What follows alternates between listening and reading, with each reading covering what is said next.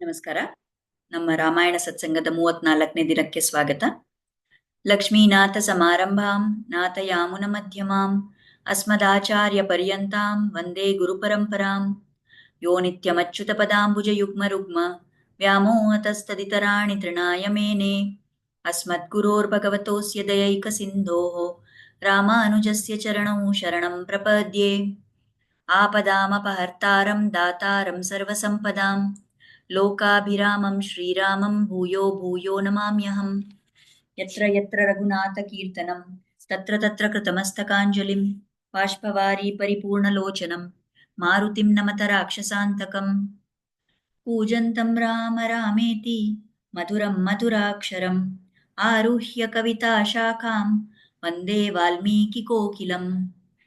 ವೇದವೇದ್ಯೆ ಪರೇ ಪುಂಸಿ ಜಾತೆ ದಶರಥಾತ್ಮಜೆ ವೇದ ಪ್ರಾಚೇತ ಸಾದಾಸೀದ್ ಸಾಕ್ಷಾತ್ ರಾಮಾಯಣಾತ್ಮನ. ಪ್ರಭು ಶ್ರೀರಾಮಚಂದ್ರ ಮತ್ತೆ ಆಚಾರ್ಯರ ಚರಣಗಳಲ್ಲಿ ವಂದಿಸ್ತಾ ಇವತ್ತಿನ ವಿಷಯ ನೋಡೋಣ. ನಾವು ನಿನ್ನೆ ಆಗ್ಲೇ ವಾಲಿ ಸಂಹಾರ ಹೇಗ್ ನಡೀತು ಅಂತ ನೋಡಿದ್ವಿ ಅಲ್ಲ. ಇವತ್ತು ಆ ವಾಲಿ ಸಂಹಾರಕ್ಕೆ ಸಂಬಂಧಪಟ್ಟಂತೆ ಇಷ್ಟೊಂದು ಪ್ರಶ್ನೆಗಳಿದೆ. ತುಂಬಾ ಜನ ಆಸ್ತಿಕರಾಗಿರೋರು ಕೂಡ ಈ ತರ ರಾಮ ಮಾಡಿದ್ ಸರಿನಾ ಅಂತ ಅವ್ರ ಮನ್ಸಲ್ಲಿ ಒಂದು ಸಂಶಯ ಇರುತ್ತೆ. ಬಹಳಷ್ಟು ಜನ ಇದನ್ನ ಎಷ್ಟೊಂದು ಜಾಗಗಳಲ್ಲಿ ಈಗಿನ ಕಾಲದಲ್ಲೂ ಕೂಡ ಅದನ್ನ ತುಂಬಾ ಅದ್ರ ಬಗ್ಗೆ ಚರ್ಚೆ ಮಾಡ್ತಾರೆ, ಡಿಬೇಟ್ ಮಾಡ್ತಾರೆ. ಆದ್ರೆ ಗ್ರಂಥದಲ್ಲೇ ವಾಲ್ಮೀಕಿ ರಾಮಾಯಣದಲ್ಲೇ ವಾಲಿ ಕೆಲವು ಪ್ರಶ್ನೆಗಳನ್ನ ಕೇಳ್ತಾನೆ. ವಾಲಿನೇ ಆವಾಗಿನ ಆ ಸಮಯದಲ್ಲೇ ವಾಲಿ ಕೇಳಾಯ್ತು ರಾಮನ ಹತ್ರ, ಯಾಕೆ ನೀನ್ ಹಿಂಗ್ ಮಾಡ್ದೆ, ನೀನ್ ಮಾಡಿದ್ ಸರಿನಾ ಅಂತ. ಅದಕ್ಕೆ ರಾಮ ಉತ್ತರಾನು ಕೊಟ್ಟಾಯ್ತು. ಅದ್ ನಮ್ಮ ಆಚಾರ್ಯರು ನಮಗೆ ಎಕ್ಸ್ಪ್ಲೇನ್ ಮಾಡಿದ್ದಾರೆ. ಸೊ ಈ ವಿಷಯಗಳನ್ನ ನಾವು ನೋಡೋಣ. ಮತ್ ಕಡೆಗೆ ವಾಲಿನೇ ಒಪ್ಕೋತಾನೆ, ಕರೆಕ್ಟ್ ನೀವ್ ಹೇಳೋದು ಸರಿ, ನೀವ್ ಹೇಳೋದು ನಾನ್ ಮಾಡಿದ ತಪ್ಪೇನೆ, ನನ್ನ ಅಪರಾಧ ಕ್ಷಮ್ಸಕ್ ಆಗೋದೇ ಇಲ್ಲ ಅಂತ ಅಪರಾಧ ನಾನು ಮಾಡ್ದೆ ಅಂತ ಅವನೇ ಒಪ್ಕೊಂಡು ಇದ್ ಮಾಡಿದ್ದಾನೆ. ಆದ್ರೆ ಜನ ಮಾತ್ರ ಇಲ್ಲಿ ತನಕ ಇವತ್ತಿನ ತನಕ ಸುಮ್ನೆ ಇದ್ರ ವಿಷಯ ಚರ್ಚೆ ನಡೀತಾನೇ ಇದೆ. ಅದಕ್ಕೆ ನಾವು ಇವತ್ತು ಫುಲ್ಲು ಬರೀ ಈ ವಾಲಿ ಸಂಹಾರದ ಬಗ್ಗೆನೆ ಅದು ವಿವರ ಮಾಡಿ ಅದನ್ನ ನೋಡೋಣ, ಡೀಟೇಲ್ ಆಗಿ ನೋಡೋಣ. ಸೊ ಕೆಲವು ಸರಿ ಎಲ್ರೂ ಕೇಳ್ತಾರೆ, ರಾಮ ಯಾಕೆ ಹಿಂದ್ಗಡೆ ನಿಂತ್ಕೊಂಡು ಮರದ ಹಿಂದೆ ನಿಂತು ವಾಲಿ ಮುಂದೆ ನಿಂತ್ಕೊಳ್ದೆ ಏನಕ್ಕೆ ವಾಲಿನ ಆ ಬಾಣ ಬಿಸಾಕಿದ್ರು, ಬಾಣ ಹಾಕಿದ್ರು ವಾಲಿ ಮೇಲೆ ಅಂತ ಕೇಳ್ತಾರೆ. ಕೆಲವು ಜನ ಇದಕ್ಕೊಂದು ಕತೆ ಒಂದ್ ಹೇಳ್ತಾರೆ. ಈ ವಾಲಿ ಹತ್ರ ಒಂದು ನೆಕ್ಲೆಸ್ ಹಾಕೊಂಡಿದ್ದ ಅವನು, ಒಂದು ಚೈನ್ ಅವನ್ ಕತ್ತಲ್ಲಿ, ಅದ್ರಲ್ಲೂ ಒಂದು ಲಾಕೆಟ್ ಇತ್ತು. ಲಾಕೆಟ್ ಪೆಂಡೆಂಟ್ ಅಂತೀವಲ್ಲ, ಏನದಕ್ಕೆ ಪದಕ ಅಂತಾನೇನೋ ಹೇಳ್ತಾರೆ. ಆ ಲಾಕೆಟ್ ಇತ್ತಲ್ಲ, ಅದ್ರ ಏನು ಒಂದ್ ಶಕ್ತಿ ಅಂದ್ರೆ, ಯಾರು ಈ ವಾಲಿ ಮುಂದೆ ನಿಂತ್ಕೊಂಡ್ರೆ ಆ ವ್ಯಕ್ತಿಯ ಅರ್ಧ ಶಕ್ತಿ ಎಲ್ಲ ಹೋಗ್ಬಿಡ್ತಾ ಇತ್ತು. ಅವ್ರಿಗೆ ಅರ್ಧನೇ ಅವ್ರ ಪವರ್ ಇರ್ತಾ ಇತ್ತು, ಅದೆಲ್ಲ ಶಕ್ತಿ ವಾಲಿಗೆ ಬಂದ್ಬಿಡೋದು. ಸೊ ಸ್ವಲ್ಪ ಜನ ಹೇಳ್ತಾರೆ, ಈ ತರ ವಾಲಿಗಿದು ಈ ಒಂದು ಇದು ಇತ್ತಲ್ಲ, ಲಾಕೆಟ್ ಇತ್ತಲ್ಲ, ಅದರಿಂದ ರಾಮ ಮುಂದೆ ಬರ್ಲಿಲ್ಲ. ಯಾಕಂದ್ರೆ ವಾಲಿ ಮುಂದೆ ಬಂದ್ ನಿಂತ್ಕೊಂಡಿದ್ರೆ ರಾಮ, ಅವನ್ ಅರ್ಧ ಶಕ್ತಿ ವಾಲಿಗೆ ಹೋಗ್ಬಿಡ್ತಾ ಇತ್ತು. ಅದಕ್ಕೆ ವಾಲಿ ಮರದ ಹಿಂದೆ ನಿಂತ್ಕೊಂಡು ಹಿಂದ್ಗಡೆಯಿಂದ ಬಾಣ ಹಾಕ್ತಾ ಅಂತ ಹೇಳ್ತಾರೆ. ಆದ್ರೆ ನಾವಿಲ್ಲಿ ಅರ್ಥ ಮಾಡ್ಕೋಬೇಕಾಗಿರೋ ವಿಷಯ ಏನಂದ್ರೆ, ರಾಮನ ಶಕ್ತಿ ಅನಂತ, ಇನ್ಫೈನೈಟ್ ಅಂತ ಹೇಳ್ತೀವಲ್ಲ ನಾವು ಇಂಗ್ಲಿಷಲ್ಲಿ, ಅನಂತವಾದ ಶಕ್ತಿ. ಈಗ ಅನಂತವಾದ ಶಕ್ತಿನ ನೀನ್ ಅರ್ಧ ಮಾಡಿದ್ರೆ ಏನು, ಕಾಲ್ ಭಾಗ ಮಾಡಿದ್ರೆ ಏನು, ಏನೇ ಮಾಡಕ್ಕಾಗಲ್ಲ. ಅದು ಅನಂತಾನೇ. ನಾವು ಅನಂತ ಡಿವೈಡೆಡ್ ಬೈ 2 ಮಾಡಿದ್ರೆ ಅಲ್ಲಿ ಏನೂ ಇಲ್ಲ, ಅಲ್ಲಿ ಅನಂತಾನೇ ಇರುತ್ತೆ. ಬಿಕಾಸ್ ಅನಂತ ಅಂದ್ರೇನೆ ಅದು ಯಾವತ್ತೂ ಅದು ಏನು ಕಡಿಮೆ ಆಗಲ್ಲ, ಏನೂ ಆಗಲ್ಲ, ಅದೇ ಲೆವೆಲ್ ಅಲ್ಲೇ ಇರುತ್ತೆ. ಸೊ ಆ ತರ ಹೇಳೋದೇನ್ ಸರಿ ಇಲ್ಲ.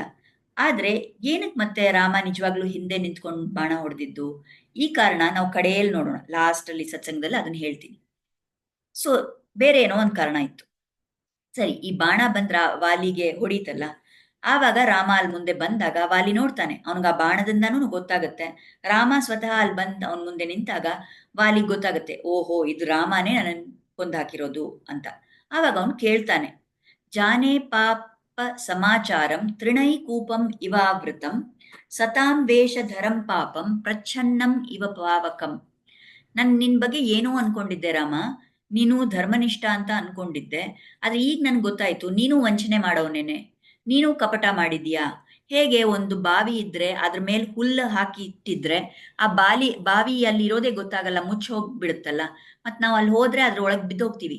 ಅದೇ ತರ ನೀನು ಕೂಡ ನೀನ್ ಏನೋ ಒಂದು ವೇಷ ಹಾಕೊಂಡಿದ್ಯಾ, ನೀನ್ ತೋರ್ಸೋದೇ ಬೇರೆ, ನೀನ್ ಇರೋದೇ ಬೇರೆ ಅಂತ ಹೇಳ್ತಾನೆ ವಾಲಿ. ಯಾಕೆಂದ್ರೆ ನೀನ್ ಯಾಕೆ ನನ್ನನ್ನು ಕೊಂದೆ ಅಂತ ಕೇಳಕ್ ಇದನ್ನ ಹೇಳ್ತಾನೆ. ಈ ಕಂಬರಾಮಾಯಣದಲ್ಲಿ ಅಲ್ಲಿ ಕಂಬರ್ ಹೇಳ್ತಾರೆ, ವರ್ಣನೆ ಮಾಡ್ತಾರೆ, ವಾಲಿ ಏನ್ ಮಾತಾಡ್ತಾನೆ ರಾಮನ ಹತ್ರ ಅಂದ್ರೆ, ನಿನಗೆ ನಿನ್ ಸೀತೆನ್ ಕಳ್ಕೊಂಡಿದ್ಯಲ್ಲ, ಆ ದುಃಖದಲ್ಲಿ, ಆ ಕೋಪದಲ್ಲಿ ನಿನಗ್ ಏನ್ ಮಾಡ್ಬೇಕು, ಏನ್ ಸರಿ ಏನ್ ತಪ್ಪಂತ ನಿನಗ್ ವಿವೇಕನೇ ಹೊರಟೋಗ್ಬಿಟ್ಟಿದೆ. ಅದಕ್ಕೆ ನಿನಗೆ ಆ ವಿವೇಕ ಇಲ್ದೆ ನಾನೇನು ನಿನಗ್ ತಪ್ಪು ಮಾಡಿಲ್ಲ. ಆ ವಿವೇಕ ಇಟ್ಕೊಳ್ದೆ ನೀನ್ ಬಂದ್ ನನ್ನನ್ ಕೊಂದಾಕಿದ್ಯಾ, ಈ ತರ ನನ್ನನ್ ವಧ ಮಾಡಿದ್ಯಾ ಅಂತ ವಾಲಿ ಹೇಳ್ತಾನೆ. ಆಮೇಲೆ ಇನ್ನೊಂದ್ ಮಾತು ಹೇಳ್ತಾನೆ ವಾಲಿ, ನೀನ್ ನನ್ನನ್ನೇ ಕೇಳ್ಬಹುದಿತ್ತಲ್ಲ, ನಿಂಗ್ ಸೀತೆ ಕಳೆದೋಗಿರೋತ್ತಾನೆ ಬೇಜಾರು, ನನ್ನನ್ ಕೇಳಿದ್ರೆ ನಾನ್ ರಾವಣನಿಗೆ ಆದೇಶ ಮಾಡಿದ್ರೆ ಅವನ್ ತಕ್ಷಣ ತಂದ್ ಸೀತೆನ ಇಲ್ಲಿ ಒಪ್ಸ್ತಾ ಇದ್ದ. ನೀನ್ ಯಾಕೆ ಅದನ್ನ ಮಾಡ್ಲಿಲ್ಲ, ಏನಕ್ ನೀನ್ ಬಂದ್ ನನ್ನನ್ ಕೊಂದಿದ್ಯಾ ಇವಾಗ ಅಂತ ಕೇಳ್ತಾನೆ. ಸೊ ಈ ವಿಷಯಗಳು ಕಂಬರಾಮಾಯಣದಲ್ಲಿದೆ. ಈಗ ವಾಲ್ಮೀಕಿ ರಾಮಾಯಣದಲ್ಲಿ ವಾಲಿ ಕೇಳಿದ್ದು 7 ಪ್ರಶ್ನೆಗಳಿವೆ. ಅಂಡ್ ಆ ಪ್ರಶ್ನೆಗಳಿಗೆ ರಾಮನೇ ಉತ್ತರ ಕೊಟ್ಟಿದ್ದಾನೆ. ರಾಮನ ಉತ್ತರ ಕೇಳಿಸ್ಕೊಂಡು ವಾಲಿಗೂ ಸಮಾಧಾನ ಆಗಿದೆ, ಅವನು ನಾನು ಮಾಡಿದ ತಪ್ಪಂತ ಒಪ್ಕೊಂಡಿದ್ದಾನೆ. ಸೊ ಈ 7 ಪ್ರಶ್ನೆಗಳು ಏನು ವಾಲಿ ಕೇಳಿದ್ದು, ಮತ್ತು ರಾಮ ಅದಕ್ಕೆ ಏನು ಉತ್ತರ ಕೊಟ್ಟಿದ್ದಾನೆ ಅನ್ನೋದನ್ನ ನೋಡೋಣ ಇವಾಗ. ಮೊದಲನೇ ಪ್ರಶ್ನೆ ವಾಲಿ ಕೇಳ್ತಾನೆ, ನಾನು ನಿನ್ನ ರಾಜ್ಯದಲ್ಲಿ ನಿನ್ನ ದೇಶದಲ್ಲಿ ಬಂದು ನಾನು ತಪ್ಪು ಮಾಡದ್ನಾ, ಅಲ್ಲಿ ನಾನು ಅಪರಾಧ ಮಾಡದ್ನಾ? ಇಲ್ಲ, ಇದು ಕಿಷ್ಕಿಂದೆ, ನಾನು ಇಲ್ಲಿ ಮಾಡಿರೋದು, ನೀನ್ ಯಾಕೆ ನನ್ನನ್ನು ಹೊಡೆದೆ ಮತ್ತೆ ಅಂತ ಕೇಳ್ತಾನೆ ರಾಮನ್ನ. ಆಗ ರಾಮ ಹೇಳ್ತಾನೆ, ಈ ಕಿಷ್ಕಿಂದೆ ನೀನ್ ಎಲ್ಲಿದೆಯಲ್ಲ, ಇದು ಕೂಡ ನಮ್ಮ ಇಕ್ಷ್ವಾಕು ರಾಜಗಳ ಒಂದು ಆಡಳಿತ ಏನೊಂದು ವ್ಯಾಪ್ತಿ ಇದೆ ಅದರೊಳಗೆ ಬರುತ್ತೆ, ಇದು ನಮ್ಮ ಏರಿಯಾನೇ. ಅದಕ್ಕೆ ಭರತ ಅಲ್ಲಿ ಅಯೋಧ್ಯೆನಲ್ಲಿ ಆಳ್ತಾ ಇದ್ದಾನೆ, ನಾನು ಭರತನ ಪ್ರತಿನಿಧಿಯಾಗಿ ನಾನು ಈ ಜಾಗದಲ್ಲಿ ರಕ್ಷಣೆ ಮಾಡ್ತಾ ಇದ್ದೀನಿ. ಈ ಕಿಷ್ಕಿಂದೇನು ನಮ್ಮ ಇಕ್ಷ್ವಾಕು ರಾಜರ ಜಾಗನೇ. ಸೊ ನನಗೆ ಇಲ್ಲಿ ನಿನ್ ತಪ್ಪು ಮಾಡಿದ್ರೆ ನಾನು ಇಲ್ಲಿ ನಿನ್ಗೆ ಒಂದು ಶಿಕ್ಷೆ ಕೊಡಕ್ಕೆ ನನಗೆ ಅಧಿಕಾರ ಇದೆ, ಅದಕ್ಕೆ ನಾನು ಕೊಟ್ಟೆ ಅಂತ ಹೇಳ್ತಾನೆ ರಾಮ. ಸರಿ, ಆಮೇಲೆ ವಾಲಿ ಕೇಳ್ತಾನೆ, ನಿನಗೂ ನನಗೂ ಏನು ಒಂದು ವೈರತ್ವ, ನಮ್ಗೇನು ನೀನ್ ಗೊತ್ತೇ ಇಲ್ವಲ್ಲ, ಏನೋ ಒಂದು ಪ್ರಾಪರ್ಟಿ ಬಗ್ಗೆ ನಮ್ಗೆ ಜಗಳನ, ಬೇರೆ ಏನೋ ಫ್ಯಾಮಿಲಿ ಇಶ್ಯೂ ನಮ್ಗೆ ಜಗಳನ, ನಮ್ಗೇನು ಇಲ್ವಲ್ಲ, ಅದು ನನ್ನ ಪ್ರಾಣಿ, ನೀನ್ ಮನುಷ್ಯ, ನಮ್ಗೇನು ಇಲ್ವಲ್ಲ ವೈರತ್ವ, ನೀನ್ ಯಾಕೆ ಮತ್ ನನ್ನನ್ನು ಕೊಂದೆ ಅಂತ ಕೇಳ್ತಾನೆ ವಾಲಿ. ಆಗ ರಾಮ ಹೇಳ್ತಾನೆ, ಸುಗ್ರೀವ ನನ್ನ ಮಿತ್ರ, ಮತ್ತೆ ನೀನು ಸುಗ್ರೀವನ ಶತ್ರು. ಸೊ ಮಿತ್ರರ ಶತ್ರು ಇದ್ರೆ ಅವ್ರು ನಮಗೂ ಶತ್ರುನೇ. ನೀನ್ ಸುಗ್ರೀವನ್ಗೆ ಎಷ್ಟು ತಪ್ಪು ಮಾಡಿದೀಯಾ, ಅದಕ್ಕೆ ನೀನ್ ನನ್ನ ಶತ್ರು ಅಂತ ಹೇಳ್ತಾನೆ. ಆಗ ರಾಮ ಅಲ್ಲಿ ಬಿಡಿಸಿ ಹೇಳ್ತಾನೆ, ಏನ್ ತಪ್ಪು ಮಾಡಿದ್ದ ವಾಲಿ ಸುಗ್ರೀವನ ಹತ್ರ? ಮೊದಲನೇದಾಗಿ ಅವನನ್ನ ಹೊಡೆದು ಬಡ್ದು ರಾಜ್ಯದಿಂದ ಹೊರಗಡೆ ಹಾಕಿದೀಯ, ಅವನನ್ನ ನಾನ್ ವಧ ಮಾಡ್ಬಿಡ್ತೀನಿ ಅಂತ ಅವನ್ಗೊಂದು ಧಮಕಿ ಹಾಕಿದೀಯ. ಆಮೇಲೆ ಯಾವಾಗ ಸುಗ್ರೀವ ಕ್ಷಮೆ ಕೇಳದ್ನೋ, ನಿನ್ ಕಾಲಲ್ಲಿ ಬಿದ್ದು ನನ್ನ ರಕ್ಷಣೆ ಮಾಡು, ನನ್ನ ಕ್ಷಮಿಸು ಅಂತ ಬೇಡ್ಕೊಂಡಲ್ಲ, ಅವನ್ ನಿನ್ನ ಹತ್ರ ಶರಣಾಗತಿ ಕೇಳದ್ನಲ್ಲ, ಆಗ ನೀನ್ ಅವನಿಗೆ ಒಪ್ಲಿಲ್ಲ. ಅವನ್ ಏನೇ ಬೇಡ್ಕೊಂಡ್ರು ನೀ ಅವನನ್ನ ಬಿಡ್ಲಿಲ್ಲ, ನೀನ್ ಅವನ ಹಿಂದೆ ಓಡ್ಕೊಂಡ್ ಬಂದೆ, ಅವನನ್ನ ಸಾಯಿಸ್ತೀನಿ ಅಂತಾನೆ ನೀನ್ ಮಾಡಿದ್ದೆ. ಸೊ ಶಾಸ್ತ್ರದಲ್ಲಿ ಹೇಳಿದೆ, ವೇದದಲ್ಲಿ ಹೇಳಿದೆ, ಯಾರಾದ್ರೂ ಒಬ್ಬ ಶತ್ರು ಕೂಡ ನಮ್ಮ ಹತ್ರ ಬಂದು ಕಾಲಿಗೆ ಬಿದ್ದು ನನ್ನ ಕ್ಷಮಿಸಿ, ನನಗೆ ನನ್ನನ್ನ ನಾನು ನಿಮ್ಮ ಶರಣಕ್ ಬಂದಿದ್ದೀನಿ ಅಂತ ಕೇಳಿದ್ರೆ ಅವನನ್ನ ರಕ್ಷಣೆ ಮಾಡ್ಬೇಕು. ಶತ್ರು ಬಂದ್ರೂ ಕೂಡ ಮಾಡ್ಬೇಕು. ನಿನ್ನ ಸ್ವಂತ ತಮ್ಮ ಬಂದ ನಿನ್ನ ಹತ್ರ, ಆದ್ರೆ ನೀನ್ ಒಪ್ಲಿಲ್ವಲ್ಲ. ಸೊ ಶಾಸ್ತ್ರದ ಪ್ರಕಾರ ನೀನ್ ಮಾಡಿರೋದು ಘೋರವಾದ ಅಪರಾಧ, ಅದಕ್ಕೆ ನಿನ್ನನ್ನ ಕ್ಷಮಿಸಕ್ ಆಗಲ್ಲ. ಅದಕ್ಕೆ ನೀನ್ ನನ್ನ ಡೈರೆಕ್ಟ್ ಆಗಿ ಶತ್ರು ಇರ್ಬೇಕು ಅಂತ ಇಲ್ಲ, ನೀನ್ ಸುಗ್ರೀವನ ಶತ್ರು, ಮತ್ ಸುಗ್ರೀವ ನನ್ನ ಆಪ್ತ ಮಿತ್ರ, ಅದಕ್ಕೆ ಸುಗ್ರೀವನ ಶತ್ರು ನನಗೂ ಶತ್ರು. ಈ ನಿನ್ ತಪ್ಪುಗಳು ಮಾಡಿರೋದ್ರಿಂದ ನಿನಗ್ ದಂಡನೆ ಆಗ್ಲೇಬೇಕಿತ್ತು ಅಂತ ಹೇಳ್ತಾರೆ ರಾಮ. ಇಲ್ಲಿ ಆಚಾರ್ಯರು ನಮಗೆ ಹೇಳ್ತಾರೆ, ಇದು ನಮಗೂ ಒಂದು ಪಾಠ ಇದೆ ಇದರಲ್ಲಿ. ಈಗ ನಮಗೇನ್ ಅನ್ಸುತ್ತೆ, ಭಗವಂತ ನಮ್ಮ ಮೇಲೆ ಕರುಣೆ ತೋರಿಸ್ಬೇಕು ಅಂತ. ಆದ್ರೆ ನಮ್ಮ ಮೇಲೆ ಕರುಣೆ ತೋರ್ಸಕ್ಕೆ ಭಗವಂತ ಏನ್ ನೋಡ್ತಾನಂದ್ರೆ, ನಾವು ಬೇರೆಯವರಿಗೆ ಕರುಣೆ ತೋರಿಸ್ತಾ ಇದ್ದೀವಾ ಅದನ್ನ ನೋಡ್ತಾನೆ. ನಮ್ಮ ಜೊತೆಯಲ್ಲಿರುವಂತ ಬೇರೆ ಮನುಷ್ಯರು, ಬೇರೆ ಪ್ರಾಣಿಗಳು ಯಾರು ನಮ್ಮ ಜೊತೆ ಬಾಳ್ತಾ ಇದ್ದಾರೆ ಅವ್ರಿಗೆಲ್ಲ ನಾವು ಕರುಣೆ ತೋರಿಸ್ಲಿಲ್ಲ ಅಂದ್ರೆ ಭಗವಂತ ನಮ್ಮ ಮೇಲೆ ಕರುಣೆ ತೋರಿಸ್ತಾನಂತ ನಾವು ಹೇಗೆ ಅಪೇಕ್ಷೆ ಪಡಕ್ಕಾಗತ್ತೆ? ನಮಗ್ ಭಗವಂತನ ಕರುಣೆ ಬೇಕು ಅಂದ್ರೆ ನಾವು ಎಲ್ರ ಮೇಲೂ ಕರುಣೆ ತೋರಿಸ್ಬೇಕು ಅಂತ ಆಚಾರ್ಯರು ಹೇಳ್ತಾರೆ. ಮೂರನೇ ಪ್ರಶ್ನೆ ವಾಲಿ ಕೇಳ್ತಾನೆ, ನಾವು ಮುಂಚೆ ಸಿಕ್ಕೇ ಇಲ್ವಲ್ಲ, ನಾವು ಮೀಟೇ ಆಗಿಲ್ಲ, ಇದೇ ನಿನ್ ಮೊದಲನೇ ಬಾರಿ ನನ್ನ ನೋಡ್ದೆ, ಈ ಮೊದಲನೇ ಬಾರಿ ನೋಡ್ದಾಗ್ಲೇ ಕೊಲೆ ಮಾಡ್ಬಿಟ್ಟೆ, ಏನಕ್ಕೆ ಈ ತರ ಮಾಡ್ದೆ ಅಂತ ಕೇಳ್ತಾನೆ ವಾಲಿ. ಆಗ ರಾಮ ಹೇಳ್ತಾನೆ, ನೀನ್ ಮಾಡಿದ ತಪ್ಪೇ ಅಷ್ಟು ಘೋರವಾಗಿದೆ. ಮುಂಚೆ ಏನ್ ಹೇಳಿದ್ದ ರಾಮ, ಸುಗ್ರೀವನ್ನ ಒದ್ದಾಕ್ದೆ, ಸುಗ್ರೀವ ಶರಣಾದಾಗ ಅವನಿಗೆ ನೀನು ರಕ್ಷಣೆ ಕೊಡ್ಲಿಲ್ಲ, ಅದು ಘೋರ ಅಪರಾಧ ಅಂತ. ಈಗ ರಾಮ ಹೇಳೋದು, ಇನ್ನೊಂದು ಘೋರ ಅಪರಾಧ ನೀನ್ ಮಾಡಿದ್ಯಾ. ಏನ್ ಮಾಡ್ದೆ ನೀನು?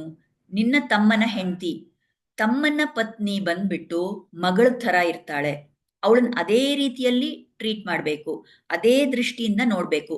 ತಮ್ಮನ ಹೆಂಡತಿಯನ್ನ ಮಗಳ ತರ ನೋಡ್ಕೋಬೇಕು. ಆದ್ರೆ ನೀನೇನ್ ಮಾಡ್ದೆ, ಸುಗ್ರೀವನ್ನ ಓಡಿಸ್ಬಿಟ್ಟು ನೀನ್ ಸುಗ್ರೀವನ್ ಹೆಂಡತಿನ ಬಲವಂತದಿಂದ ನಿನ್ ಜೊತೆ ಇದ್ದು ಸಂಬಂಧ ಬೆಳೆಸ್ಕೊಳಕ್ ನೀನ್ ನೋಡ್ದೆ. ಅದಕ್ಕೆ ನೀನ್ ಮಾಡಿದ ಇದು ತುಂಬಾ ಘೋರ ಅಪರಾಧ. ಮತ್ತೆ ಶಾಸ್ತ್ರದಲ್ಲಿ ಹೇಳಿದೆ, ಇಂಥ ಒಂದು ತಪ್ಪನ್ನು ಮಾಡೋವನಿಗೆ ಮರಣದಂಡನಾನೇ ಶಿಕ್ಷೆ. ಸೊ ನೀನ್ ಮಾಡಿರೋ ತಪ್ಪು ಹಂಗಿದೆ, ನಿನಗ್ ಆ ಶಿಕ್ಷೆ ಸಿಗ್ಲೇಬೇಕು. ನಾನ್ ನಿನ್ ಮೊದಲು ನೋಡಿದಿನ ಇಲ್ವಾ, ನಾವು ಮುಂಚೆ ಮೀಟ್ ಆಗಿದೀವ, ನಮಗೂ ನಿನ್ಗೂ ಏನಾದ್ರೂ ಇದೆಯಾ, ಅದೆಲ್ಲ ಬೇಕಾಗಿಲ್ಲ. ನೀ ಮಾಡಿರೋ ಘೋರ ಅಪರಾಧಗಳಿಗೆ ಇದೇ ಒಂದು ನಿನಗೆ ಶಿಕ್ಷೆ, ಇದು ಕೊಡ್ಲೇಬೇಕು ಅಂತ ಹೇಳ್ತಾನೆ ರಾಮ. ಮುಂದೆ ಇವನು ವಾಲಿ ಕೇಳ್ತಾನೆ, ನೀನು ಮುಂದೆ ನಿಂತ್ಕೊಂಡು ಯಾಕೆ ಯುದ್ಧ ಮಾಡ್ಲಿಲ್ಲ, ಯಾಕೆ ಹಿಂದ್ಗಡೆ ನಿಂತ್ಕೊಂಡು ನನ್ನನ್ನು ಹೊಡೆದೆ ಅಂತ ಕೇಳ್ತಾನೆ. ಆವಾಗ ರಾಮ ಹೇಳ್ತಾನೆ, ಇಷ್ಟೊತ್ತು ಈ ವಾಲಿ ಮಾತಾಡ್ತಾ ಇರ್ಬೇಕಾದ್ರೆ ನಾನು ಮೃಗ, ನಾನು ಪಶು, ನನಗೂ ನಿನಗೂ ಏನ್ ಸಂಬಂಧ, ನೀನ್ ಮನುಷ್ಯ ಜಾತಿ, ನಾನು ಮೃಗ ಜಾತಿ, ಏನೇನೋ ಹೇಳಿದ್ದ. ಆಗ ರಾಮ ಹೇಳ್ತಾನೆ, ಈಗ ನೀನೇ ಹೇಳ್ದಿಯಲ್ಲ, ನೀನೊಂದು ಪಶು, ನೀನೊಂದು ಪ್ರಾಣಿ. ಈಗ ಯಾರಾದ್ರೂ ಒಬ್ಬ ರಾಜ ಬೇಟೆ ಆಡಕ್ ಹೋಗ್ತಾನೆ ಅಂದ್ರೆ ಎಲ್ಲೂ ರೂಲ್ಸ್ ಇಲ್ಲ, ಅವನ್ ಪ್ರಾಣಿ ಮುಂದೆನೆ ನಿಂತ್ಕೊಂಡು ಹೊಡಿಬೇಕು ಅಂತ ಏನಿಲ್ಲ. ಅವ್ನ್ ಎಲ್ಲಿ ನಿಂತ್ಕೊಂಡು ಹೊಡೆದ್ರು ಅವ್ನ್ ಪ್ರಾಣಿನ ಹೊಡಿಬಹುದು, ಅದಕ್ಕೆಲ್ಲ ಯಾವ ರೂಲ್ಸು ಇಲ್ಲ. ನೀನೇ ಹೇಳ್ತಾ ಇದೀಯಾ ನೀನೊಂದ್ ಮೃಗದ ತರ ಅಂತ, ನೀನೊಂದ್ ಪ್ರಾಣಿ ಅಂತ ನೀನೇ ಒಪ್ಕೋತಾ ಇದೀಯಾ. ಮತ್ ನೀನ್ ಮಾಡಿರೋ ಕಾರ್ಯಗಳು ಹಂಗೆ ಇದೆ, ನಿನ್ನಲ್ಲಿ ಯಾವ ಮನುಷ್ಯತ್ವ, ಯಾವ ಒಂದು ಒಳ್ಳೆ ಗುಣನೂ ನನ್ ಕಾಣಿಸಿಲ್ಲ. ನೀ ಮಾಡಿರೋ ಘೋರ ಅಪರಾಧಗಳನ್ನ ನೋಡಿದ್ರು ಕೂಡ ನೀನ್ ಪ್ರಾಣಿನೇ. ಸೊ ನೀನ್ ಪ್ರಾಣಿ ಅಂತ ಇದ್ಮೇಲೆ ನಿನ್ನ ನನ್ ಮುಂದೆ ನಿಂತ್ಕೊಂಡು ಹೊಡಿಬೇಕು, ಹಿಂದೆ ನಿಂತ್ಕೊಂಡು ಹೊಡಿಬೇಕು ಅಂತ ಏನ್ ರೂಲ್ಸ್ ಇಲ್ವಲ್ಲ, ಎಲ್ಲಿಂದನಾದ್ರೂ ನಾನು ಹೊಡಿಬಹುದು, ಅದಕ್ಕೆ ನಾನು ಹಿಂದೆ ನಿಂತ್ಕೊಂಡು ಹೊಡೆದೆ ಅಂತ ರಾಮ ಹೇಳ್ತಾನೆ. ಆಮೇಲೆ ಇವನು ಕೇಳ್ತಾನೆ, ನಾನ್ ನಿಮ್ಮ ಮನುಷ್ಯ ಜಾತಿನೇ ಅಲ್ವಲ್ಲ, ಮತ್ ನೀನ್ ಯಾಕೆ ನಾನು ಹೊಡೆದೆ ಅಂತ ಕೇಳ್ತಾನೆ. ಆವಾಗ ರಾಮ ಹೇಳ್ತಾನೆ, ನಮ್ಮ ಇಕ್ಷ್ವಾಕು ರಾಜ್ಯಗಳಲ್ಲಿ ನಮ್ಮ ಪ್ರಥೆ ಏನು ಅಂದ್ರೆ, ಯಾರು ಸರಿಯಾದ ದಾರಿಯಲ್ಲಿ ಇರ್ತಾರೋ, ಯಾರು ಧರ್ಮದ ದಾರಿಯಲ್ಲಿ ಇರ್ತಾರೋ, ಅವ್ರು ಯಾವುದೇ ಜಾತಿ ಆಗಿರ್ಬೋದು, ಅವ್ರ ಮನುಷ್ಯರಾಗಿರ್ಬೋದು, ಅವ್ರ ಪ್ರಾಣಿಗಳಾಗ್ಬೋದು, ಯಾರೇ ಆಗ್ಬೋದು, ಧರ್ಮದ ಮಾರ್ಗದಲ್ಲಿ ಇರೋರ್ಗೆ ನಾವು ರಕ್ಷಣೆ ಕೊಡ್ತೀವಿ. ಮತ್ ಯಾರಾದ್ರೂ ತಪ್ಪು ದಾರಿಯಲ್ಲಿ ಹೋಗ್ತಾ ಇದ್ರೆ, ಯಾರು ಅಧರ್ಮದ ದಾರಿಯಲ್ಲಿ ಹೋಗ್ತಾ ಇದ್ರೆ, ಅವರು ಯಾವ ಜಾತಿ ಆಗಿ, ಅವ್ರ ಮನುಷ್ಯರೇ ಆಗ್ಲಿ ಅವ್ರ ಪ್ರಾಣಿಗಳೇ ಆಗ್ಲಿ, ಅವ್ರಿಗೆ ದಂಡನೆ ನಾವು ಕೊಟ್ಟೇ ಕೊಡ್ತೀವಿ. ಸೊ ನೀನು ಈಗ ನಿನ್ ಮನುಷ್ಯನ, ನೀನು ವಾನರಾನ, ಅದೆಲ್ಲ ನಮಗ್ ಇಂಪಾರ್ಟೆಂಟ್ ಅಲ್ಲ. ನೀನ್ ತಪ್ಪು ದಾರಿಯಲ್ಲಿ ಹೋಗ್ತಾ ಇದ್ದೆ, ನೀನು ಅಧರ್ಮ ಮಾಡಿದ್ಯಾ, ಸೊ ನಿನಗ್ ದಂಡನೆ ಆಗ್ಲೇಬೇಕಿತ್ತು, ಅದಕ್ಕೆ ನಾನು ನಿನಗೆ ವಧ ಮಾಡಿದೆ. ಆರನೇದಾಗಿ ವಾಲಿ ಕೇಳ್ತಾನೆ, ಈ ತರ ನಾನು ಒಂದು ವಾನರ, ನನ್ನನ್ ಯಾಕೆ ನೀನ್ ಕೊಲೆ ಮಾಡಿದೀಯಾ, ನನ್ನ ಯಾಕೆ ಬೇಟೆ ಆಡಿದೀಯಾ. ಕೆಲವು ಪ್ರಾಣಿಗಳನ್ನ, ಈಗ ಜಿಂಕೆ ಅಂತ ಪ್ರಾಣಿನ ಆ ಚರ್ಮಕ್ಕೋಸ್ಕರ ಬೇಟೆ ಆಡ್ತಾರೆ. ಕೆಲವೊಂದು ಈ ಹುಲಿ ಅಂತ ಪ್ರಾಣಿಗಳನ್ನ ಆ ಉಗುರು ಅದ್ರದ್ದು ಅದೇನೋ ತುಂಬಾ ಬೆಲೆ ಇರುತ್ತೆ, ಅದಕ್ಕೆ ಅದನ್ನೇನಾದ್ರು ಯೂಸ್ ಮಾಡ್ಬೋದು ಅಂತ ಅದನ್ನ ಹೊಡಿತಾರೆ. ಇಲ್ಲ ಆನೆಯನ್ನ ಅದರ ದಂತಕ್ಕೋಸ್ಕರ ಹೊಡಿಬಹುದು. ಅಥವಾ ಕೆಲವು ಬೇರೆ ಪ್ರಾಣಿಗಳನ್ನ ಅವ್ರ ಮಾಂಸ ಚೆನ್ನಾಗಿರುತ್ತೆ, ಅದನ್ನ ಆಹಾರ ತರ ಸ್ವೀಕಾರ ಮಾಡ್ಕೊಳಕ್ಕೆ ಅಂತ ಹೊಡಿತಾರೆ. ನಾನ್ ವಾನರ, ಇದು ಯಾವುದು ನನ್ನಿಂದ ಆಗಲ್ಲ ನಿನಗೆ, ನೀನ್ ನನ್ನನ್ನು ಯಾವ ವಿಧದಲ್ಲೂ ಯೂಸ್ ಮಾಡಕ್ಕಾಗಲ್ಲ, ಯಾಕೆ ಹೊಡೆದೆ ಅಂತ ಕೇಳ್ತಾನೆ. ಆಗ ರಾಮ ಹೇಳ್ತಾನೆ, ನಿನ್ನಿಂದ ನನಗ್ ಬೆಲೆ ಇರಬೇಕು ಏನೋ, ನಿನ್ನ ಹೊಡೆದು ನಾನು ಏನೋ ಒಂದು ನನಗೊಂದು ಬೆನಿಫಿಟ್ ಆಗ್ಬೇಕು ಅಂತ ನಾನು ನೋಡ್ತಾ ಇಲ್ಲ.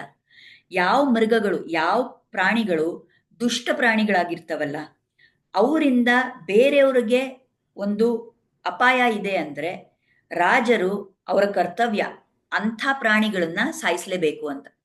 ಅವ್ರ ಪ್ರಜೆಯನ್ನ ರಕ್ಷಣೆ ಮಾಡಕ್ಕೋಸ್ಕರ ರಾಜ ಇಂಥ ದುಷ್ಟ ಪ್ರಾಣಿಗಳನ್ನ ಸಂಹಾರ ಮಾಡಲೇಬೇಕು. ಅದಕ್ಕೆ ನಿನ್ನಿಂದ ನಿನ್ನ ಪ್ರಜೆಯನ್ನ ಕಾಪಾಡಬೇಕು. ನಿನಗೆ ಯಾವ ವಿಧದ ಒಂದು ನೀತಿನೂ ನೀನ್ ಫಾಲೋ ಮಾಡಿಲ್ಲ, ಯಾವ ಒಂದು ಧರ್ಮದಲ್ಲಿ ಹೇಳಿರೋ, ಶಾಸ್ತ್ರದಲ್ಲಿ ಹೇಳಿರೋ ರೂಲ್ಸನ್ನ, ನಿಯಮಗಳನ್ನ ನೀನ್ ಫಾಲೋ ಮಾಡಿಲ್ಲ. ಮತ್ ನೀನ್ ಈ ತರ ಒಂದು ಅನೈತಿಕವಾಗಿದ್ದು, ನೀನ್ ಅಧಾರ್ಮಿಕನಾಗಿದ್ದಾಗ, ನೀನ್ ರಾಜ ಆಗಿದ್ರೆ ನಿನ್ ಪ್ರಜೆಗೆ ಅಪಾಯ ಇದೆ. ಅಂಥ ಪ್ರಜೆನ ನಿನ್ನಿಂದ ಕಾಪಾಡಬೇಕು, ಅದಕ್ಕಾಗಿ ನಿನ್ನನ್ನ ನಾನು ಬೇಟೆಯಾಡ್ದೆ ಅಂತ ಹೇಳ್ತಾನೆ ರಾಮ. ಕಡೆಯಲ್ಲಿ ವಾಲಿ ಕೇಳ್ತಾನೆ, ನಿನಗೆ ಗೊತ್ತಿಲ್ವಾ ನಾನೊಂದು ರಾಜ, ಒಬ್ಬ ರಾಜನನ್ನ ಯಾರಾದ್ರೂ ವಧ ಮಾಡಿದ್ರೆ ಅವ್ರು ನರಕಕ್ಕೆ ಹೋಗ್ತಾರೆ ಅಂತ ಹೇಳ್ತಾನೆ ವಾಲಿ. ಆಗ ರಾಮ ಅವನಿಗೆ ಹೇಳ್ತಾನೆ, ಔರಸೀಂ ಭಗಿನೀಂ ವಾಪಿ ಭಾರ್ಯಾಂ ವಾಪಿ ಅನುಜಸ್ಯ ಯಃ ಪ್ರಚರೇತ್ ನರ ಕಾಮಾತ್ ತಸ್ಯ ದಂಡೋ ವಧ ಸ್ಮೃತಃ. ಯಾರು ಒಬ್ಬ ವ್ಯಕ್ತಿ ಕಾಮದಿಂದ ಅವನ ಮಗಳ ಜೊತೆ, ಅಥವಾ ಅವನ ತಂಗಿನೋ ಅಕ್ಕ ಅವ್ರ ಜೊತೆ, ಅಥವಾ ಅವ್ರ ತಮ್ಮನ ಹೆಂಡತಿಯ ಜೊತೆ ಯಾರೊಬ್ಬ ಕಾಮವಶವಾಗಿ ಒಂದು ಸಂಬಂಧ ಇಟ್ಕೋತಾನೋ ಅಂಥ ವ್ಯಕ್ತಿಗೆ ಶಾಸ್ತ್ರದಲ್ಲಿ ಹೇಳಿದೆ ಮರಣದಂಡನೆ ಕೊಡ್ಲೇಬೇಕು ಅಂತ. ಈ ತರ ಒಂದು ದಂಡನೆ ರಾಜ ಕೊಡ್ಲಿಲ್ಲ ಅಂದ್ರೆ ಆ ರಾಜಾನೇ ನರಕಕ್ಕೆ ಹೋಗ್ಬೇಕು ಅಂತ ಶಾಸ್ತ್ರದಲ್ಲಿ ಹೇಳಿದೆ. ನೀನ್ ಇಂಥ ಒಂದು ಘೋರ ಅಪರಾಧ ಮಾಡಿದೀಯ. ಸುಗ್ರೀವನ ಪತ್ನಿ ಜೊತೆ ನೀನೊಂದು ಅನೈತಿಕವಾದ ಸಂಬಂಧ ಮಾಡ್ಕೊಂಡಿದೀಯ. ನಿನ್ ಮಗಳ ಜೊತೆನೆ ಆ ಸಂಬಂಧ ಇಟ್ಕೊಂಡಂಗ್ ನೀನ್ ಬಿಹೇವ್ ಮಾಡಿದೀಯ. ಆಗ ಇದಕ್ ಶಿಕ್ಷೆ ಮರಣದಂಡನೆ. ನಾನು ಇಲ್ಲಿ ಭರತನ ಪ್ರತಿನಿಧಿಯಾಗಿ ನಾನಿಲ್ಲಿ ರಾಜ ತರ ಇದ್ದೀನಿ. ನಾನ್ ನಿನಗ್ ದಂಡನೆ ಕೊಡ್ಲಿಲ್ಲ ಅಂದ್ರೆ ನಾನ್ ನರಕಕ್ಕೆ ಹೋಗ್ಬೇಕು. ಸೊ ನಾನ್ ಮಾಡಿರೋದೆಲ್ಲ ಸರಿನೇ ಅಂತ ರಾಮ ಇಷ್ಟೆಲ್ಲ ಬಿಡಿಸಿ ಬಿಡಿಸಿ ಬಿಡಿಸಿ ಹೇಳ್ತಾನೆ ಸುಗ್ರೀವನ್ಗೆ. ಆಗ ಸುಗ್ರೀವ ಏನಂತಾನೆ, ಯತ್ವಂ ಆತ್ಥ ನರಶ್ರೇಷ್ಠ ತತ್ಯಥಾ ಏವ ನಾತ್ರ ಸಂಶಯ ಪ್ರತಿವಕ್ತುಂ ಪ್ರಕೃಷ್ಟೇಹಿ ನ ಅಪಕೃಷ್ ನ ನಾಪಕೃಷ್ಟ ತು ಶಕ್ನುಯಾತ್. ಓ ನರಶ್ರೇಷ್ಠನೇ, ನೀನು ಎಲ್ಲಾ ಮನುಷ್ಯರಲ್ಲಿ ನೀನೇ ಶ್ರೇಷ್ಠವಾದವನು. ನೀನು ಹೇಳೋದು ಕರೆಕ್ಟೇನೆ, ನೀನು ಹೇಳೋದು ಸರಿ ಇದೆ ಅನ್ನೋದು ಸಂಶಯವೇ ಇಲ್ಲ ಅದರಲ್ಲಿ. ನಂತರ ಒಂದು ತಪ್ಪಾಗಿರೋ ಒಂದು ನೀಚನಾಗಿರೋ ಅಂಥ ವ್ಯಕ್ತಿ ನಿನ್ನಂಥ ಶ್ರೇಷ್ಠವಾದ ಒಬ್ಬ ಹೇಳಿದ್ದನ್ನ ನಾನು ಏನೂ ಹೇಳಕ್ಕಾಗಲ್ಲ. ನಾನು ಅದನ್ನ ಅಲ್ಲ ಅಂತ ಹೇಳಕ್ಕೆ ಸಾಧ್ಯ ಇಲ್ಲ. ನೀನ್ ಹೇಳೋದೇ ನಿಜ ಅಂತ ಒಪ್ಕೋತಾನೆ. ಯತ್ ಅಯುಕ್ತಂ ಮಯಾ ಪೂರ್ವಂ ಪ್ರಮಾದಾತ್ ವಾಕ್ಯಂ ಅಪ್ರಿಯಂ ತತ್ರಾಪಿ ಖಲು ಮಾಂ ದೋಷಂ ಕರ್ತುಂ ನಾರ್ಹಸಿ ರಾಘವ. ನಾನು ಮುಂಚೆ ನಿನಗೇನೇನೋ ಮಾತಾಡಿದ್ದೀನಿ. ಇವಾಗ ಇಷ್ಟೆಲ್ಲ ನಾನು ಪ್ರಶ್ನೆ ಕೇಳಿದೆ, ನಾನು ತಪ್ಪಾಗಿ ಮಾತಾಡಿದೆ, ನಾನು ಇಷ್ಟೆಲ್ಲ ನಾನು ಮಾಡಿರೋದು ನನ್ನ ತಪ್ಪು, ನಾನು ಪಾಪ ಮಾಡಿದ್ದೀನಿ, ಇದೆಲ್ಲ ಕೇಳಿ ನಾನು ತಪ್ಪು.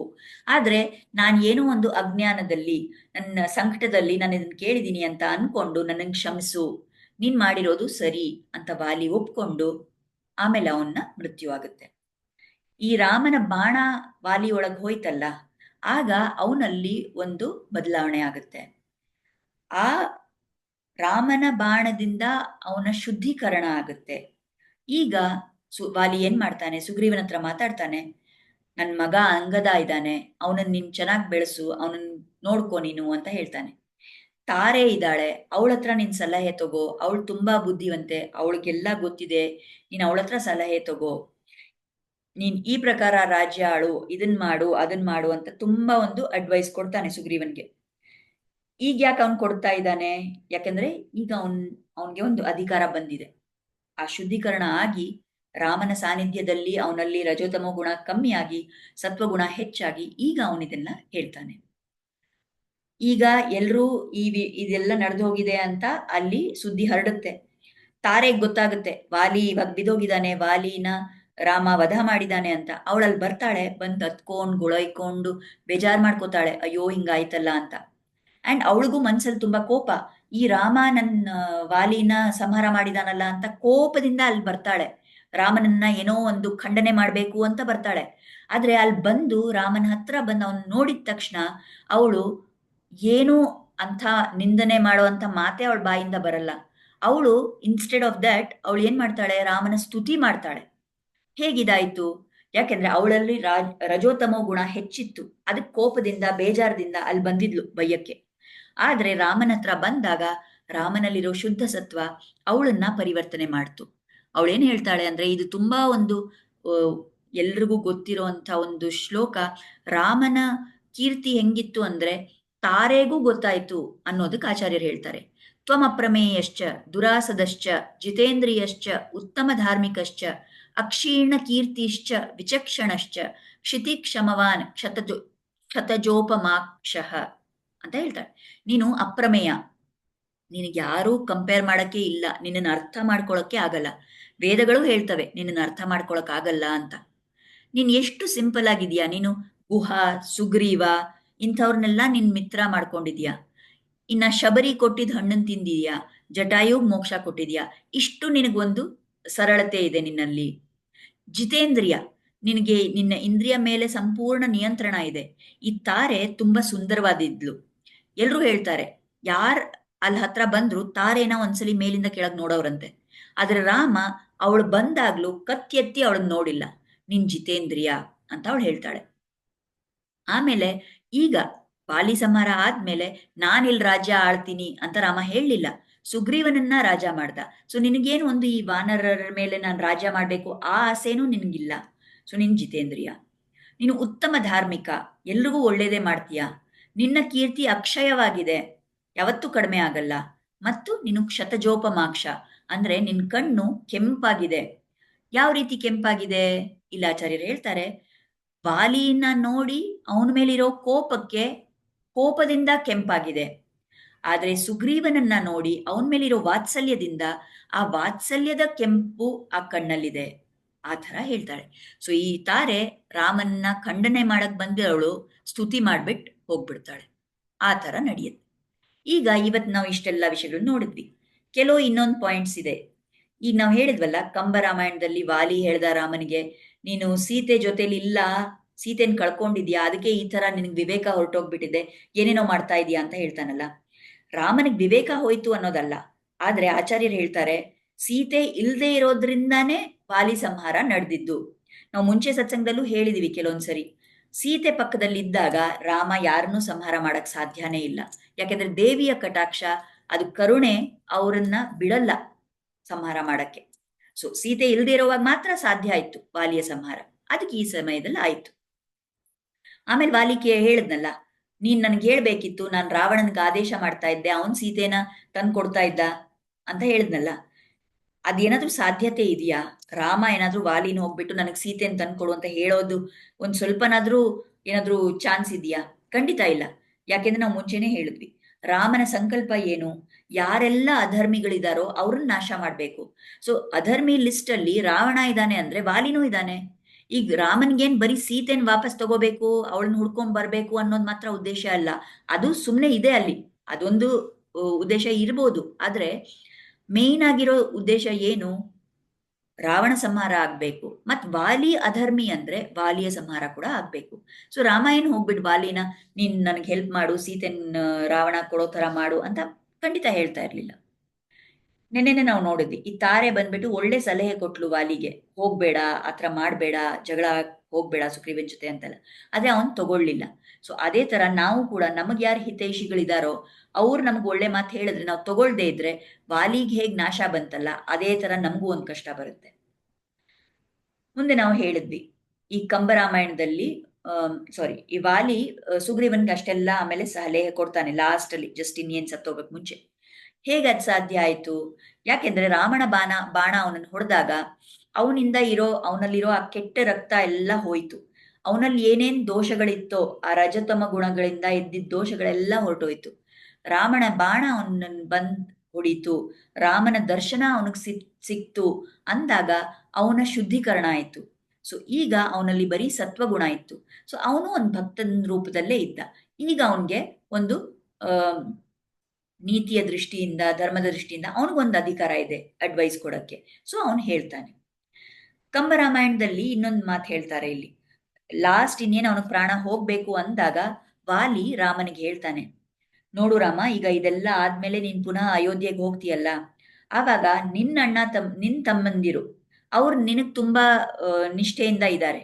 ಆದ್ರೆ ಅವರು ಸುಗ್ರೀವನ್ ಬಗ್ಗೆ ಮಾತಾಡುವಾಗ, ನೋಡು ಈ ಸುಗ್ರೀವ ಹೇಗೆ ಸ್ವಂತ ಅಣ್ಣನನ್ನೇ ಕೊಲೆ ಆಗೋ ತರ ಮಾಡ್ದ, ಸಂಹಾರ ಆಗೋ ತರ ಮಾಡ್ದ ಅಂತ ಸುಗ್ರೀವನ್ ಬಗ್ಗೆ ಅವ್ರು ಕೆಟ್ಟದ್ ಮಾತಾಡ್ತಾರೆ. ಆ ತರ ಅವ್ರು ಹೇಳ್ದಾಗ ನೀನ್ ಅವ್ರಿಗೆ ಹೇಳು, ಸುಗ್ರೀವ ಎಂಥ ಒಳ್ಳೆಯವನು ಅಂತ ನೀನ್ ಹೇಳು, ಸುಗ್ರೀವ ಒಂದು ದೊಡ್ಡ ತ್ಯಾಗ ಮಾಡಿದಾನೆ, ಈ ಕಿಷ್ಕಿಂಧೆಯ ಸಣ್ಣ ರಾಜ್ಯ ತಗೊಂಡು ನನಗೆ ಮೋಕ್ಷ ಸಾಮ್ರಾಜ್ಯನೇ ಕೊಡಿಸ್ದ, ಆ ಒಂದು ದೊಡ್ಡ ತ್ಯಾಗ ಸುಗ್ರೀವ ಮಾಡಿದಾನೆ ಅಂತ ನೀನ್ ಹೇಳು ನನ್ ಸುಗ್ರೀವನ್ ಬಗ್ಗೆ ಅಂತ ಅಲ್ಲಿ ಹೇಳ್ತಾನೆ ವಾಲಿ. ಮುಂದೆ ಈ ತಾರೆ ಬಂದ್ಲಲ್ಲ, ಅವಳು ಹೇಗ್ ಬಂದ್ಲು? ಕೋಪದಿಂದ, ಬೇಜಾರಿಂದ ರಾಮನ್ನ ಬೈಬೇಕು ಅಂತ ಬಂದ್ಲು. ಯಾಕೆಂದ್ರೆ ಅವಳಲ್ಲಿ ಆ ತಮೋ ರಜೋಗುಣ ಇತ್ತು. ಆದ್ರೆ ಬಂದು ರಾಮನ ಮುಂದೆ ನಿಂತಾಗ ರಾಮನ ಸತ್ವಗುಣದಿಂದ, ರಾಮನ ಸಾನ್ನಿಧ್ಯದಲ್ಲಿ ಆ ಎಲ್ಲಾ ರಜೋತಮ ಗುಣ ಎಲ್ಲ ನಾಶ ಆಯಿತು. ಆ ಕಾರಣದಿಂದ ಅವಳು ರಾಮನ್ನ ಏನು ಖಂಡನೆ ಮಾಡಕ್ಕೆ ಆಗ್ಲಿಲ್ಲ, ಸ್ತುತಿ ಮಾಡ್ಬಿಟ್ಲು. ಇದೇ ತರ ನಮಗಿವತ್ತು ನಮ್ಮ ಕಣ್ಮುಂದೆ ರಾಮ ಖಂಡಿತ ಕಾಣಿಸ್ಕೊಳ್ಳಲ್ಲ. ಆದ್ರೆ ನಮ್ಮ ಹತ್ರ ಏನಿದೆ? ರಾಮನ ನಾಮ ಇದೆ, ಭಗವಂತನ ನಾಮ ಇದೆ. ನಾವು ಹೆಚ್ಚೆಚ್ಚು ನಾಮ ಜಪ ಮಾಡ್ತಾ ಇದ್ರೆ, ನಾಮಸ್ಮರಣೆ ಮಾಡ್ತಾ ಇದ್ರೆ, ಭಗವಂತನ ಬಗ್ಗೆ ಓದ್ತಾ ಇದ್ರೆ, ಭಗವಂತನ ಬಗ್ಗೆ ಕೇಳಿಸ್ಕೊತಾ ಇದ್ರೆ, ಭಗವಂತನ ಬಗ್ಗೆ ಚಿಂತನೆ ಮಾಡ್ತಾ ಇದ್ರೆ, ಇದೆಲ್ಲ ಮಾಡ್ತಾ ಇದ್ದಷ್ಟು ಅವನ ಸಾನ್ನಿಧ್ಯದಲ್ಲಿ, ಅವನ ನಾಮದ ಸಾನ್ನಿಧ್ಯದಲ್ಲಿ ನಮ್ಮ ರಜೋತಮೋ ಗುಣಗಳು ಕೂಡ ಎಲ್ಲ ಸುಟ್ಟೋಗ್ಬಿಡುತ್ತೆ. ನಮ್ಮಲ್ಲಿ ಸತ್ವಗುಣ ಹೆಚ್ಚಾಗುತ್ತೆ, ನಮ್ಮ ಆಧ್ಯಾತ್ಮಿಕ ಉನ್ನತಿಯಾಗುತ್ತೆ. ಸೊ ಇಷ್ಟೆಲ್ಲ ವಿಷಯಗಳು ನಾವು ನೋಡಿದ್ವಿ. ಈ ಕಡೆಗೆ ರಾಮ ಯಾಕೆ ಹಿಂದ್ಗಡೆಯಿಂದ ಬಾಣ ಬಿಟ್ಟ, ಯಾಕೆ ವಾಲಿ ಮುಂದೆ ನಿಂತ್ಕೊಂಡು ಬಾಣ ಹಾಕ್ಲಿಲ್ಲ ಅನ್ನೋದಕ್ಕೆ ಉತ್ತರ ಹೇಳ್ತಾರೆ ಆಚಾರ್ಯರು. ಆಚಾರ್ಯರು ಏನ್ ಹೇಳ್ತಾರೆ ಅಂದ್ರೆ, ಈಗ ಒಂದ್ ವೇಳೆ ರಾಮ ವಾಲಿ ಮುಂದೆ ನಿಂತಿದ್ರೆ, ವಾಲಿ ಕಣ್ಣಿಂದ ರಾಮನನ್ನ ನೋಡಿದ್ರೆ ಅಲ್ಲೊಂದ್ ಚಾನ್ಸ್ ಇತ್ತು. ಏನಂದ್ರೆ, ಅಲ್ಲೊಂದ್ ಸಾಧ್ಯತೆ ಏನಂದ್ರೆ, ವಾಲಿ ಎಲ್ಲಾದ್ರೂ ಬಂದು ರಾಮನ ಕಾಲಿಗೆ ಬಿದ್ಬಿಟ್ಟು ನನ್ನನ್ನು ಕ್ಷಮಿಸು, ನನ್ನನ್ನು ಕಾಪಾಡು ಅಂತ ಅವನ್ ಕೇಳ್ಕೊಂಡಿದ್ದಿದ್ರೆ, ನಾವು ಹೇಳಿದ್ವಿ ಯಾರಾದ್ರೂ ಒಬ್ಬ ಶರಣಾಗತನಾಗ್ ಬಂದ್ರೆ ಅವನನ್ನ ಬಿಡ್ಕೂಡ್ದು ಅಂತ. ಸೊ ವಾಲಿ ಹಂಗ್ ಬಂದಿದ್ರೆ ಆಗ ರಾಮ ಅವನಿಗೆ ಕ್ಷಮೆ ಮಾಡ್ಬೇಕಾಗಿತ್ತಲ್ವಾ. ಆದ್ರೆ ಈ ವಾಲಿ ಮಾಡಿದ ಅಪರಾಧ ಎಷ್ಟು ಘೋರವಾಗಿತ್ತು ಅಂದ್ರೆ, ಅವನಿಗೆ ಆ ಶರಣಾಗತಿಯ ಅವಕಾಶ ಕೂಡ ಕೊಡಬಾರ್ದು ಅಂತ ಭಗವಂತ ನಿರ್ಧಾರ ಮಾಡಿದ್ದ. ಮುಂದೆ ನಿಂತ್ಕೊಂಡ್ರೆ ತಾನೇ ಅವ್ನ್ ನೋಡ್ಬಿಟ್ಟು ಬಂದ್ ಶರಣಾಗ್ಬೋದು, ಹಿಂದೆಯಿಂದ ಹೊಡೆದ್ರೆ ಅವನಿಗೆ ಗೊತ್ತೇ ಇಲ್ವಲ್ಲ ರಾಮ ಅಲ್ಲಿರೋದು. ಅದೇ ಒಂದು ಕಾರಣದಿಂದ ರಾಮ ಹಿಂದೆ ನಿಂತ್ಕೊಂಡು ಹೊಡೆದಿದ್ದು. ಸೊ ನಾವಿದನ್ನ ಗಮನ ಇಟ್ಕೋಬೇಕು. ನಾವು ತುಂಬಾ ಘೋರವಾದ ಅಪರಾಧಗಳನ್ನ ಮಾಡಿದಾಗ ನಮ್ಮ ಜೀವನದಲ್ಲಿ ಭಗವಂತ ಹೇಗ್ ನಡೆಸ್ಕೊಡ್ತಾನೆ ಅಂದ್ರೆ, ನಮಗೆ ಒಂದು ಶರಣ್ ಹೋಗಕ್ಕೆ, ನಮಗೊಂದು ಕ್ಷಮೆ ಕೇಳಕ್ಕೂ ಅವಕಾಶ ಸಿಗಲ್ಲ, ಆ ಥರ ಪರಿಸ್ಥಿತಿ ಮಾಡ್ಬಿಡ್ತಾನೆ. ಇದೇ ಕಾರಣದಿಂದ ವಾಲಿಗೆ ಈ ಥರ ರಾಮ ಹಿಂದ್ಗಡೆಯಿಂದ ಬಾಣ ಹಾಕಿತ್ತು. ಸೊ ಇಷ್ಟೆಲ್ಲ ವಿಷಯಗಳು ನಮಗೆ ಆಚಾರ್ಯರು ಹೇಳ್ಕೊಟ್ಟಿದ್ದಾರೆ. ಅದಕ್ಕಾಗಿ ಅವರ ಚರಣಗಳಲ್ಲಿ, ಶ್ರೀರಾಮನ ಚರಣಗಳಲ್ಲಿ ವಂದಿಸ್ತಾ ಅವರ ಆಶೀರ್ವಾದ ನಮ್ಮ ಮೇಲಿರ್ಲಿ, ಇಷ್ಟೆಲ್ಲ ವಿಷಯಗಳನ್ನ ನಾವು ತಿಳ್ಕೊಂಡಿದೀವಿ, ಇದೆಲ್ಲ ನಮ್ಗೆ ಅರ್ಥ ಆಗ್ಲಿ ಅಂತ ಪ್ರಾರ್ಥನೆ ಮಾಡೋಣ. ಮಂಗಳಂ ಕೋಸಲೇಂದ್ರಾಯ ಮಹನೀಯ ಗುಣಾಬ್ಧಯೇ ಚಕ್ರವರ್ತಿ ತನೂಜಾಯ ಸಾರ್ವಭೌಮಾಯ ಮಂಗಳಂ. ವೇದ ವೇದಾಂತ ವೇದ್ಯಾಯ ಮೇಘಶ್ಯಾಮಲಮೂರ್ತಯೇ ಪುಂಸಾಂ ಮೋಹನ ರೂಪಾಯ ಪುಣ್ಯಶ್ಲೋಕಾಯ ಮಂಗಳಂ. ಪಿತೃಭಕ್ತಾಯ ಸತತಂ ಭ್ರಾತೃಭಿಃ ಸಹ ಸೀತಯಾ ನಂದಿತಾಖಿಲ ಲೋಕಾಯ ರಾಮಭದ್ರಾಯ ಮಂಗಳಂ. ಶ್ರೀಮತೆ ರಘುವೀರಾಯ ಸೇತೂಲಂಘಿತ ಸಿಂಧವೇ ಜಿತರಾಕ್ಷಸರಾಜಾಯ ರಣಧೀರಾಯ ಮಂಗಳಂ. ಮಂಗಳಾಶಾಸನಪರೈರ್ ಮದಾಚಾರ್ಯ ಪುರೋಗಮೈಃ ಸರ್ವೈಶ್ಚ ಪೂರ್ವೈರಾಚಾರ್ಯೈಃ ಸತ್ಕೃತಾಯಾಸ್ತು ಮಂಗಳಂ. ಧನ್ಯವಾದ.